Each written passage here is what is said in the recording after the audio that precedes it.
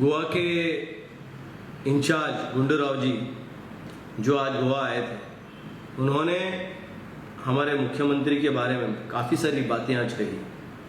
Covid situation के बारे में कहा, एम्प्लॉयमेंट के बारे में कहा।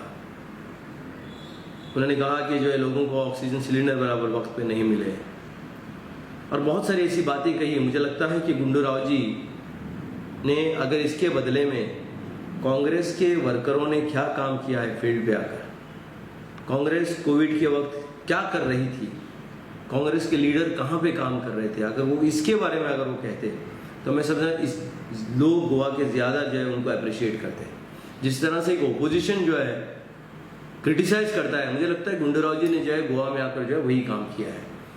गुंडू राव जी ने जो है कोई क्लैरिटी नहीं दी कि वो गोवा में किसके साथ टाई अप कर रहे हैं। ओपोजिशन लीडर गोवा में जो गार्बेज, जो करप्शन कर रहे थे गोवा के मंत्री, जिनको प्रमोद सावंत सरकार ने उखाड़ कर बाहर फेंक दिया, आज ओपोजिशन लीडर उनको जमा करने के लिए भेज रहे हैं। वो गार्बेज को जमा करने के लिए ओपोजिशन लीडर जो घूम रहे हैं।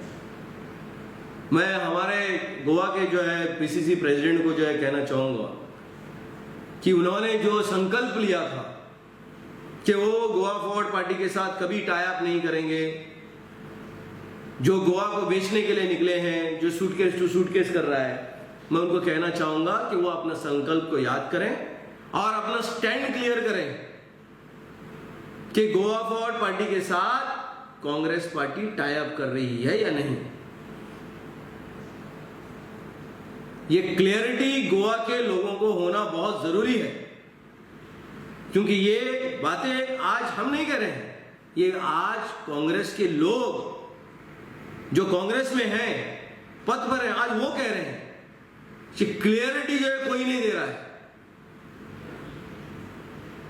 इसके लिए गुंडू राव जी का जो स्टेटमेंट है, ये स्टेटमेंट क्लियर करता है कि गुंडू राव जी गोवा में सिर्फ और सिर्फ बैक कलेक्शन करने के लिए, जिस तरह से पहले प्रीवियस जो यहाँ के जनरल सेक्रेटरी इंचार्ज आया करते थे, वो भी बैक कलेक्शन किया करते थे, सिर्फ टिकट बांटना और टाई अप करके बैक कलेक्शन कैसे किया जाए, ये काम करने के लिए गुंडू राव जी गोवा में आए हैं। इस बात जो है ये क्लियर हो चुकी है गोवा में। जिस तरह से उन्होंने हमारे तमिलनाडु में किया, सिर्फ 25 सीट ले ली, ठीक है, फिर जो भी हो गया।